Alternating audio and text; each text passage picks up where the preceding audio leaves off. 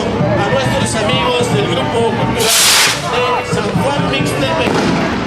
Fuerte el aplauso. Tanto hombres como En este desfile, y bueno, las mujeres como siempre con su huipil. Así es, Víctor. Vienen vestidas con su huipil rojo, llenas de listones de diferentes colores.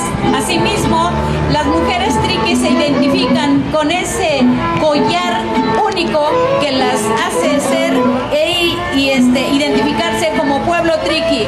Gracias por estar con nosotros. Ellos, su música tradicional, el violín y la guitarra que estamos precisamente escuchando a fondo, y las mujeres bailando precisamente al ritmo de este son.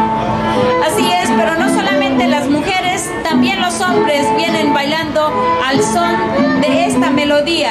Asimismo, vemos a una pequeña de aproximadamente 10 años bailando como las señoras lo hacen, muy al estilo de las mujeres de San Juan Mixtepec, de San Juan Copala, perdón, de San Juan Copala.